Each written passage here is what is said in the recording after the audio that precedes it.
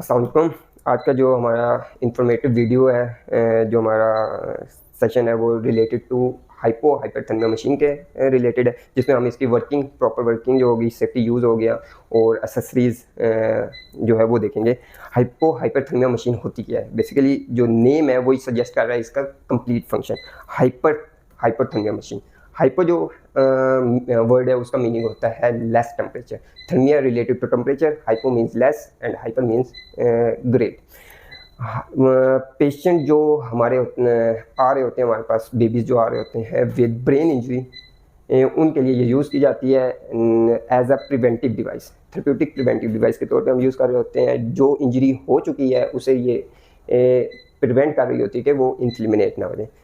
With in 6 hours of delivery, depending on patient condition, orders of physician, उस पर हम decide कर रहे होते हैं कि आया कि हमने पेशेंट को हाइपरथर्मिया मशीन की तरफ शिफ्ट करना है या नहीं करना। फर्स्ट ऑफ ऑल हाइपोथर्मिया, इसमें हम क्या कर रहे होते हैं कि जो हमारा फिजिशियन ऑर्डर के अकॉर्डिंगली हम टेम्परेचर रख रहे होते हैं 33.5 टू 34.5 के दरमियान बेबी का टेम्परेचर।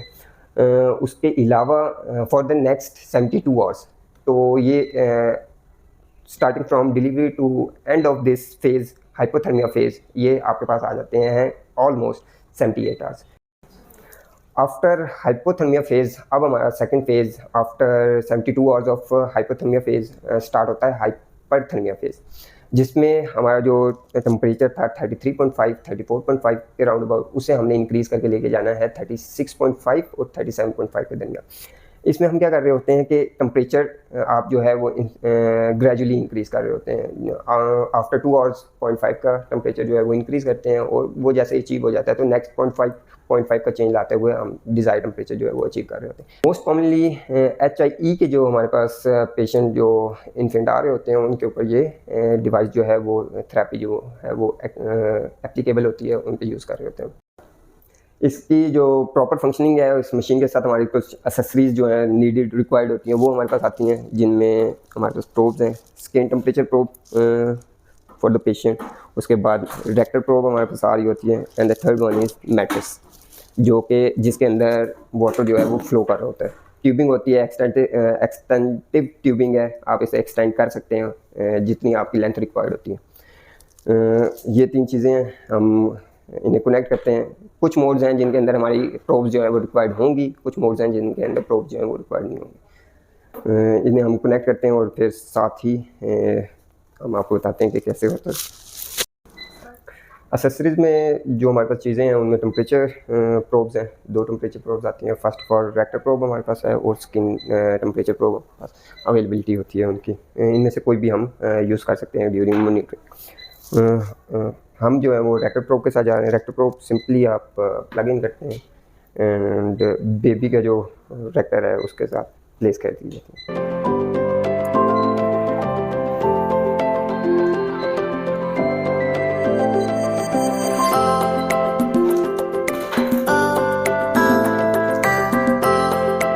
बैक साइड पे जो है मशीन के वो वाटर कंटेनर है हमारे पास, जिसके अंदर जो कैपेसिटी है वो 7.6 है।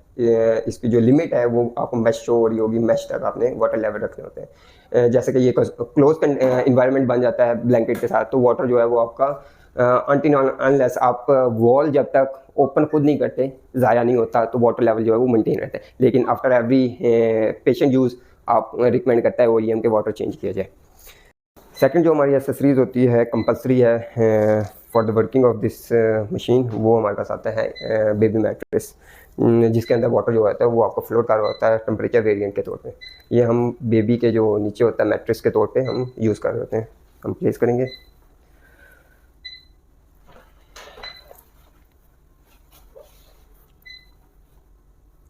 कंप्लीट जो बेबी की बॉडी है वो इस मैट्रेस के ऊपर आनी चाहिए। बॉडी मैट्रेस के ऊपर आ गई, बेबी सेटअप हो गया, आपकी जो रेक्टर प्रोब थी वो हमने प्रॉपर सेटअप कर दी। अब हमारी बारी है कि हम जो मैट्रेस की नोजल्स हैं वो प्रॉपर प्लेस करें। इधर हमारे पास 3 ऑप्शंस अवेलेबल हैं, हम हमेशा पैरेलल जो ऑप्शंस हैं वो चूज़ करेंगे, उसको अंदर प्लग इन करेंगे। फर्स्ट ऑफ ऑल जो हमारी साइड्स हैं, नोजल्स हैं, वो हम फिक्स कर लेंगे, इन्हें रोटेट करेंगे। इनके लॉक्स हैं, जब जैसे ही प्लेस हो जाएंगे उसके बाद प्लग इन करेंगे तो आपको लॉक की साउंड आएगी और ये फिक्स हो जाएगी। अगर लॉक की साउंड नहीं आती तो वाटर लीकेज का हो सकता है, चांस हो सकता है।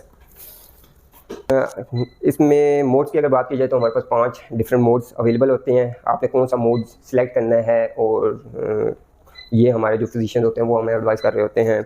For the first 72 hours physician के एडवाइस के मुताबिक 33.5 34.5 के राउंड अबाउट हमारे जो बेबी का टेम्परेचर तो वो सिलेक्ट किया जाता है वो होना चाहिए। तो मोड्स की तरफ अगर आएँ तो फर्स्ट ऑफ ऑल हमारा मोड है मैनुअल मोड।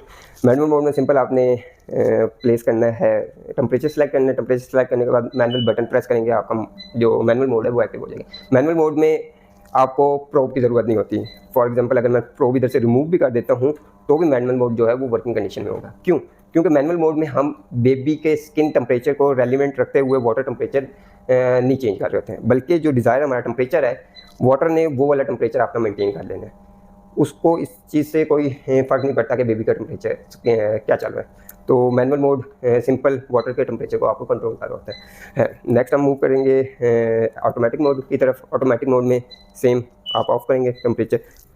अब जो जितने भी मोड्स आएंगे उनमें टेम्परेचर प्रॉब ज़रूरी है। अगर टेम्परेचर प्रॉब नहीं लगी हुई तो आपका जो मोड्स हैं वो एक्टिव नहीं होंगे। फॉर एग्जांपल अगर अभी मैं रिमूव किया केबल, प्रेस करता हूँ ऑटोमेटिक मोड, तो वो चेक प्रोब का हमें अलार्म देंगे। मेक श्योर कि आपकी प्रोब मेंशन हो, लगी हो। सेकंड, हम अपनी लेफ्ट हैंड साइड पे आ जाते हैं। जो हमारे पास जितने भी मोड्स हैं वो ऑटोमेटिक मोड्स हैं। इनमें हम जो टेम्परेचर सेट कर रहे होते हैं और जो वाटर का टेम्परेचर होता है वो रेगुलेट हो रहा होता है आपका बेबी के स्किन टेम्परेचर के रेफरेंस लिए। स्किन टेम्परेचर के रेफरेंस के लिए हमने प्रोब अटैच कर दिया। प्रोब अटैच कर दी, उसके बाद हमने सिंपल ऑटोमेटिक मोड में इंटर होने के लिए सेट टेम्परेचर। ऑटोमेटिक मोड का जैसे ही बटन प्रेस करेंगे तो ये आपका ऑटोमेटिक मोड एक्टिव हो गया। अब वाटर का टेम्परेचर मशीन रेगुलेट करेगी अपनी मर्ज़ी से।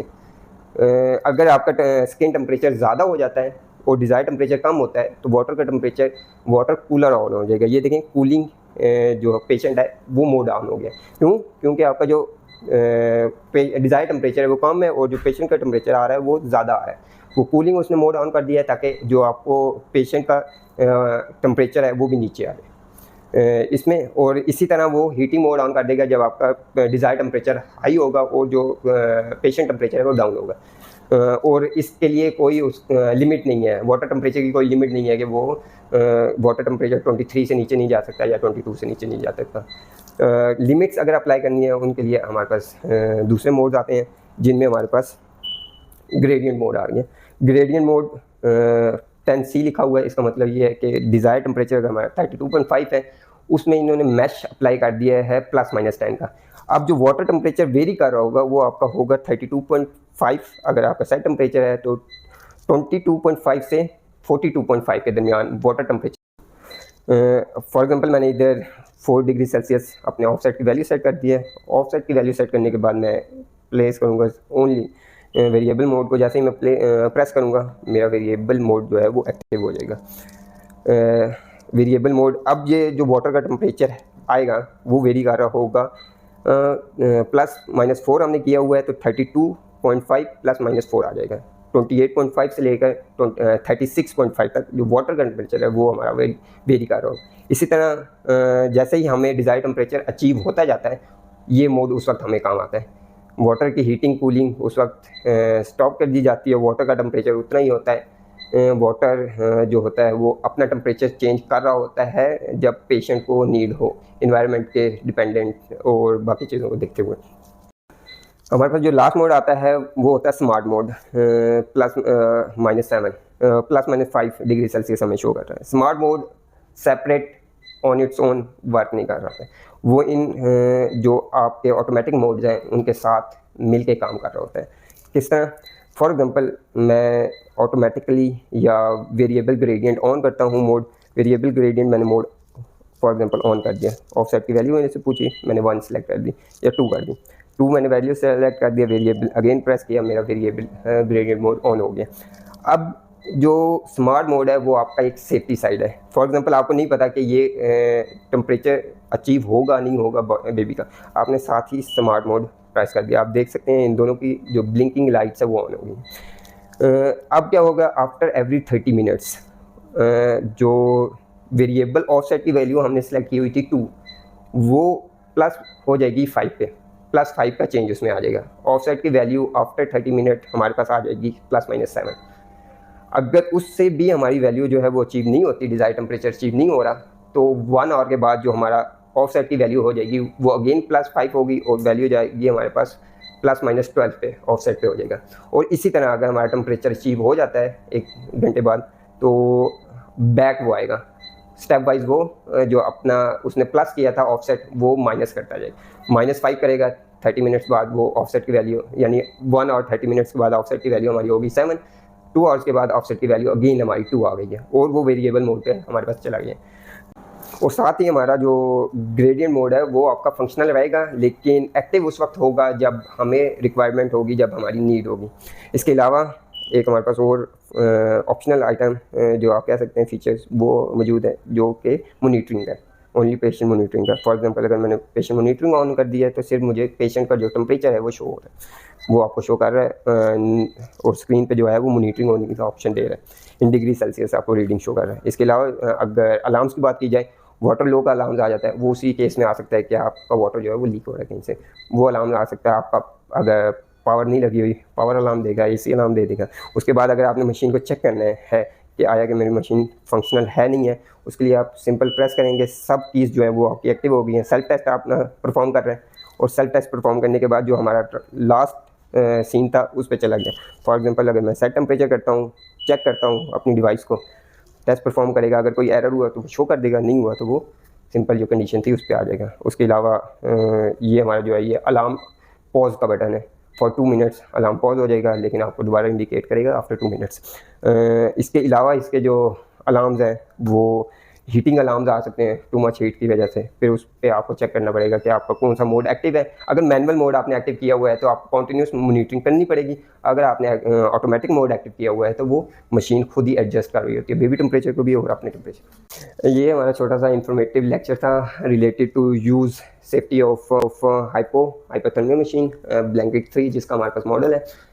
इसके अलावा अगर क्लिनिकल पॉइंट ऑफ व्यू से आपकी कोई क्यूरी है तो नीचे कमेंट्स दिए गए हैं, उनमें अपनी क्यूरी ड्रॉप करें, इंशाल्लाह आपको रिप्लाई मिलेगा। थैंक यू, अल्लाह हाफिज़।